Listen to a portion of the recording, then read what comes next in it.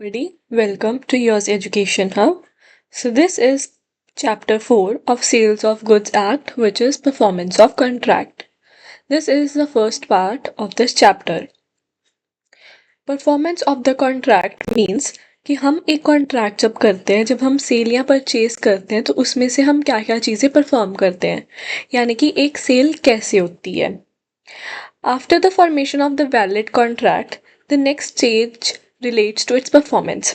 Performance of the contract means that the parties are to the contract, that is, the buyer and the seller, fulfill their part of obligation. मतलब obligation means duties, जो जो भी buyer और seller की duties होती हैं वो accomplish करते हैं. Until both the parties perform the contract the sale is not complete.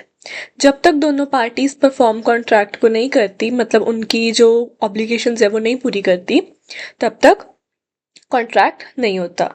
अब एक सेलर और एक बायर की क्या क्या ऑब्लिगेशंस होती हैं. सेलर की ड्यूटी होती है सामान बायर तक देना, सामान बायर को डिलीवर करना. और बायर की क्या ड्यूटी होती है, सामान को एक्सेप्ट करना और उसकी पेमेंट करना. जब ये दोनों चीज़ें हो जाती हैं तब सेल हो जाती है. So there is a flow chart of the performance of the contract of the sale. दो चीज़ें क्या है, सेलर क्या परफॉर्म करता है, delivering goods to the buyer, और बायर क्या परफॉर्म करता है, accepting the goods and making the payment, as I said. ठीक है जी. Performance of the contract happens. अब परफॉर्मेंस ऑफ द कॉन्ट्रैक्ट कब हैपन होती है, ये भी उन्होंने सेम चीज़ उन्होंने वर्डिंग में बताई है. On the delivery of the goods. Second part इन्होंने आगे दिया हुआ है, पहले उन्होंने सारा डिलीवरी के बारे में बताया. सेकेंड होगा बायर की तरफ से, जो कि होगा accepting the goods and making the payments. पहले उन्होंने सब कुछ डिलीवरी के बारे में बताया, पहले सेलर की साइड से बताया. अब डिलीवरी क्या होती है, delivery of the goods means voluntarily. Voluntary means अपनी मर्जी से. ट्रांसफर ऑफ पोजेशन, मैंने आपको बताया था पोजेशन और ओनरशिप में डिफरेंस होता है. पोजेशन मीन्स सम्मान देना और ओनरशिप मीन्स उसको ओनर बनाना पर सामान अपने पास रखना. But in this case possession important होती है. जब तक सामान अगले बंदे के पास नहीं जाएगा तब तक हम एज्यूम करेंगे कि सेल अभी पेंडिंग पड़ी है. Possession of the goods from one person to another. Delivery बहुत एक सिंपल वर्ड है जो हम नॉर्मल यूजुअल लाइफ में भी यूज़ करते हैं. जब हम किसी से डिलीवरी मंगवाते हैं, कहीं हमने जोमेटो से डिलीवरी मंगाई या हमने ऑनलाइन कहीं से फ्लिपकार्ट से डिलीवरी मंगाई, तो वो हम रेगुलर यूज़ करते हैं. हम उनको पैसे देते हैं, वो हमें सामान डिलीवर करते हैं.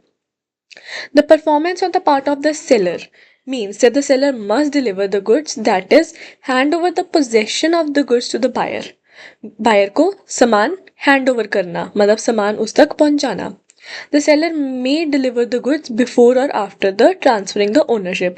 अब ये भी हो सकता है, हमने ऊपर जितने भी हमने चैप्टर्स किए हमने देखा कि कई बारी होता है कि सेलर अपने पास पोजेशन रख लेता है किसी सामान की. फॉर एग्जाम्पल, ये ए और बी कॉन्ट्रैक्ट कर रहे हैं, ठीक है जी, और ए ने सामान दे दिया बी को, बट ओनरशिप अभी उसने नहीं दी. या फिर ऐसा भी हो सकता है कि मतलब पोजेशन बी के पास आ जाए, या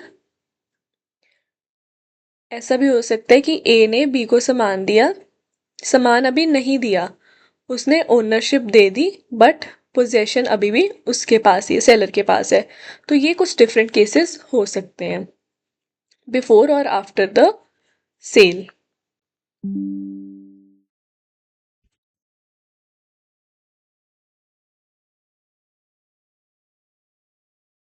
ठीक है जी. Until the seller gives the possession of the goods, the contract is not set to be performed by the seller. जब तक पोजेशन नहीं मिलती तब तक हम क्या एज्यूम करेंगे, कॉन्ट्रैक्ट नहीं हुआ. Section 31 states that it is the duty of the seller to deliver the goods according to the contract of the sale. अब सेलर की ड्यूटी होती है, जो सामान बेच रहा है उसकी ड्यूटी है कि उसको सामान कॉन्ट्रैक्ट के अकॉर्डिंग ही बेचना चाहिए. डिलीवरी अब कब होगी, when one person who has the possession of the goods transfer the possession of the goods to another person. अब सेलर के पास पोजेशन थी, सेलर ने पोजेशन बी को दे दी, बायर को दे दी. Such transfer of possession is done voluntarily and lawfully, अपनी मर्जी से और कानून के साथ.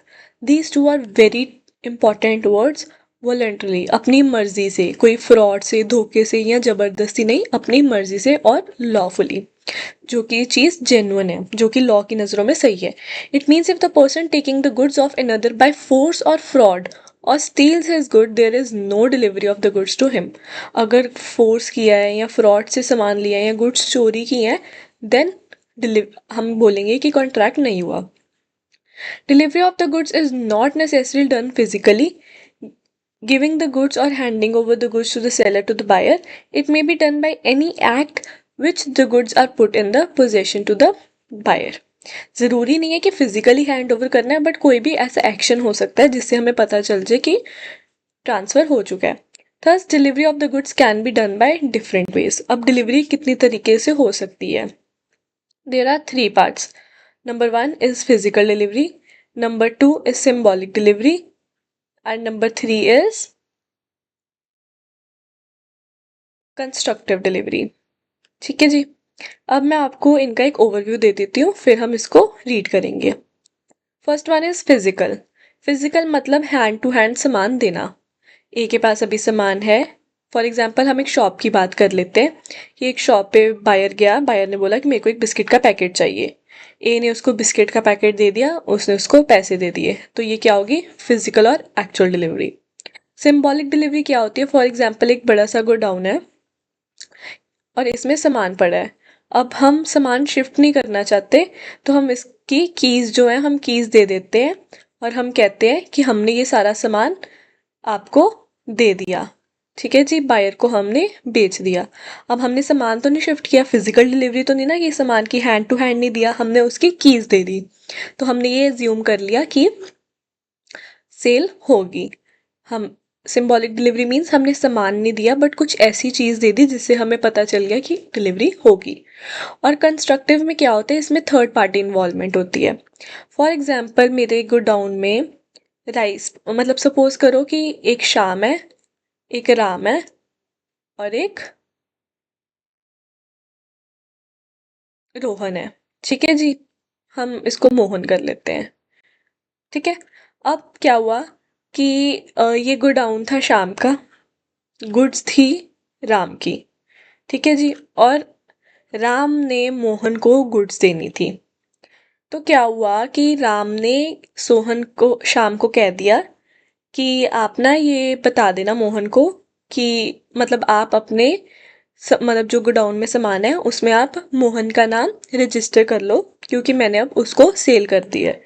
तो अब इसमें क्या होगा कि जो शाम है वो ये नोट कर लेगा कि अब ये इसका ओनर मोहन है और राम नहीं है। सो इनडायरेक्टली थर्ड पार्टी के कुछ चीज़ करने के कारण जो ओनर है वो मोहन बन गया। अब आपको ये रीड करके ज़्यादा अच्छे से समझ आएगा, मैं आपको बताती हूँ। Where the goods are actually given by one person to another or his authorized agent, it is called actual or physical delivery. As I said कि मैंने क्या बोला था कि हैंड टू हैंड हमने सामान दे दिया। ठीक है जी। DAV college Jalandhar places an order with Kalyani publishers on 1/6/18 for the supply of 1000 copies of commercial and labour laws for BCom students.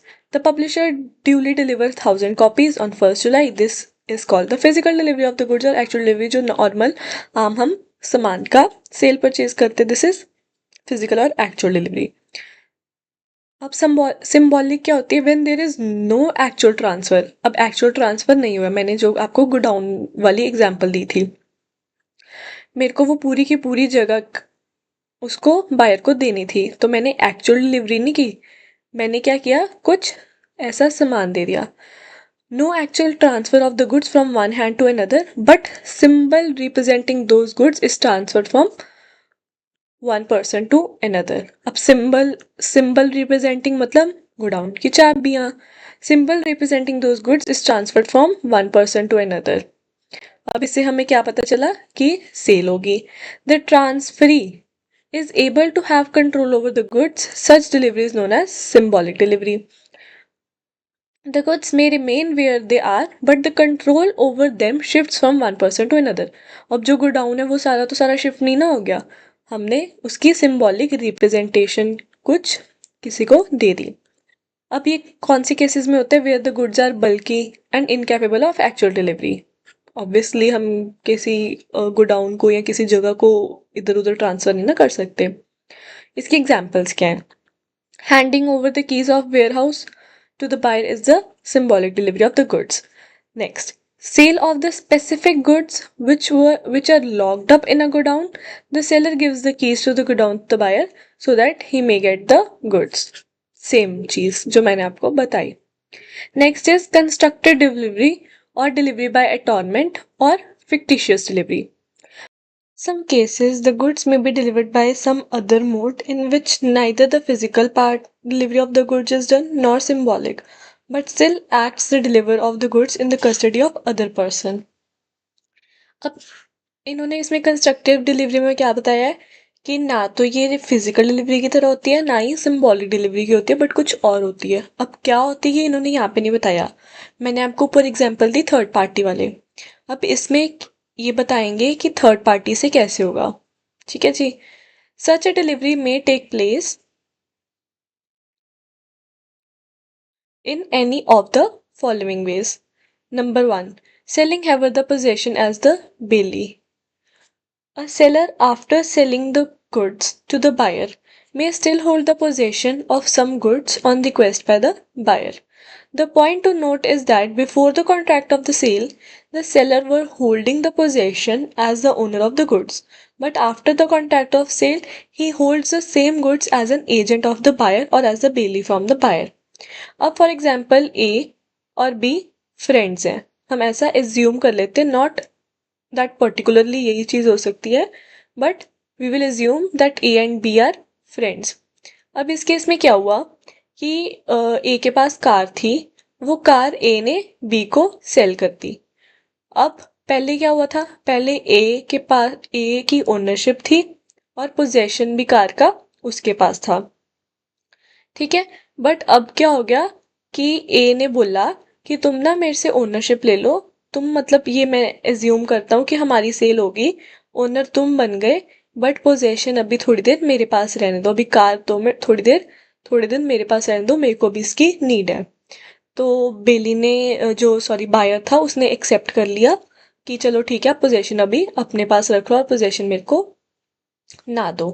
So this is the case जहाँ पे seller having the possession as a bailee, seller के पास possession होती है।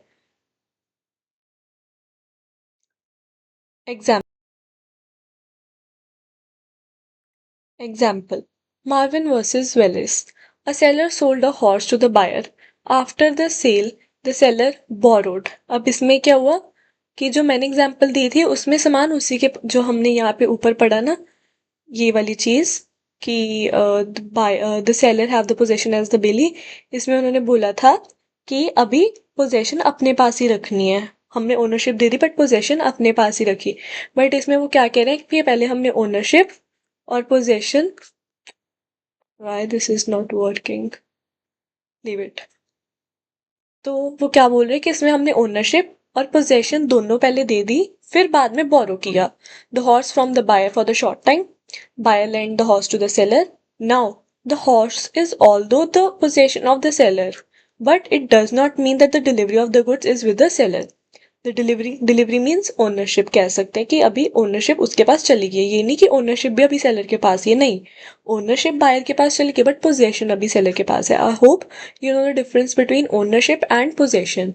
Ownership means कि सामान उसका हो गया, सारे राइट्स उसके पास चले गए, रिस्क अगले बंदे के पास चला गया। बट द पोजेशन मीन्स सामान हमारे पास है बट नुकसान या जो भी उसकी ओनरशिप है वो अभी दूसरे बंदे के पास है। The delivery of the horse is already been made to the buyer. Now the seller has the possession as the bailee and not the owner. अब सेलर के पास क्या है, ओनर की पोजीशन नहीं है बट बेली की पोजीशन है। A seller sold a car to the buyer, but on the request of the buyer he kept the car until the buyer took it. Hell, the delivery has been made. Now the seller holds the cars as the agent of the buyer and not as the owner, जो मैंने आपको ऊपर बताया था। Next, buyer having the possession as the bailee. अब ऊपर क्या था, सेलर के पास थी पोजेशन, अब क्या है, बायर के पास है पोजेशन। अब हम बोलेंगे कि बायर के पास अगर ओनरशिप आ गई तो पोजेशन भी ऑब्वियसली ओनरशिप के पास बायर के पास आएगी. But let's read it. A buyer may be already having the possession of the goods before the contract of the sale. ठीक है, आई होप आपका डाउट अब क्लियर हो गया होगा कि ये सेल की पहले की बात कर रहे हैं कि पहले ही उसके पास सामान था. इन केस ऑफ फ्रेंड्स ये हो सकता है कि सामान पहले ही उसके पास चले गया हो with the consent of the seller. Now, after the sale, the seller and the buyer agrees that from now onwards, the buyer shall have the goods as the owner of the goods. Hence, the goods have been delivered. Here, the character of the possession is changed from the bailey or agent to being an owner. Okay, अब इसमें क्या कह रहे हैं कि ये A था और ये B था. ठीक है, अब इसमें भी हम एज्यूम कर लेते हैं कि ये दोनों फ्रेंड्स थे. अब B ने ये कार, अब A ने B को अपनी कार दी थोड़े दिन यूज करने के लिए. बी को वो कार पसंद आ गई. अब बी ने ए को बोला कि मैं आपकी कार परचेज करना चाहता हूँ. अब पोजेशन किसके पास थी? बी के पास. बट ओनरशिप किसके पास थी? ए के पास. अब क्या हुआ कि जब सेल हो गई तब पोजेशन तो बी के पास थी, अब ओनरशिप भी बी के पास आ गई. I hope you are getting my point. ऊपर क्या था? Seller as a bailee. अब यहाँ पे क्या है? Buyer having the possession as a bailee. ये बहुत इजी चीज़ है समझने के लिए, अगर आपको ये चीज़ समझ आ रही है कि we can assume that they are friends. अब फ्रेंड्स के केस में मोस्टली ऐसा होता है ना कि सामान हम इधर उधर हम आपस में शेयर कर लेते कभी अगर ज़रूरत पड़े तो. बी के पास ऑलरेडी सामान था, पोजेशन उसके पास थी, बट ओनरशिप ए के पास थी. बट क्या हुआ कि बी को सामान पसंद आ गया, उसने बोला कि आप मेरे को ये सामान बेच दो. अब क्या हुआ? पोजेशन तो उसके पास थी, अब ओनर भी वो बन गया. Now you will read this example by your own. Next. अब क्या आ गया? Third party having the possession. अब मैंने आपको जो सबसे ऊपर एग्जाम्पल दी थी जब मैंने ये टॉपिक स्टार्ट किया था, दिस वन, ये मैंने किसको एज्यूम करके लिया था? थर्ड पार्टी को. सो अब ये भी वही बताएंगे जहाँ पे हमने श्याम, राम और मोहन का केस लिया था. अब ये भी वही बताएंगे कि थर्ड पार्टी के पास जब पोजेशन हो. अब इसमें पोजेशन किसके पास थी? सामान की. अब क्या था इसमें, मैं आपको अगर ऐसे बताऊं तो पोजेशन किसके पास थी? श्याम के पास. सामान किसके पास? सामान का ओनर कौन था? राम. और बायर कौन था? मोहन. ठीक है जी, मैं आपको यहाँ पे बताती हूँ. श्याम, राम एंड मोहन. पोजेशन किसके पास थी? श्याम के पास. ओनर कौन था? ये ओ लग रहा है. हाँ जी, ओनर कौन था? राम. और बायर कौन था? मोहन. ठीक है, अब पोजेशन किसके पास है? थर्ड पार्टी के पास. और वो उन्होंने केस भी क्या बताया है कि third party is having the possession. अब हम रीड करेंगे तो आपको और क्लियरली समझ आ जाएगा. Buyer.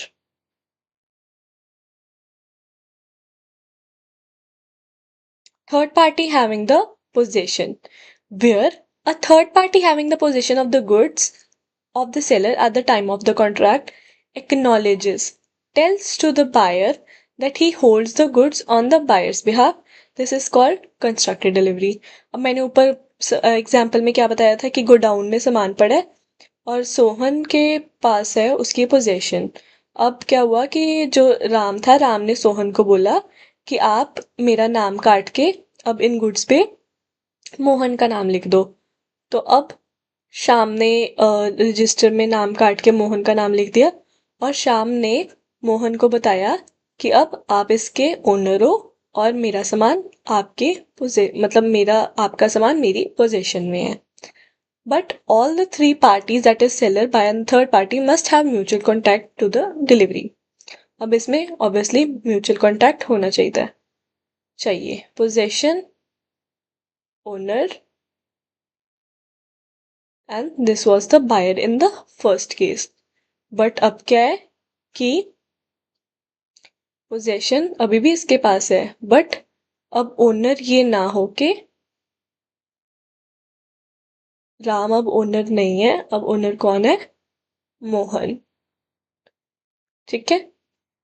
Example, seller intimates to the warehouse keeper. अब वेयर हाउस कीपर मतलब गोडाउन, सेलर था मतलब जो राम था, उसने वेयर हाउस कीपर को बताया that he has sold the goods to the buyer.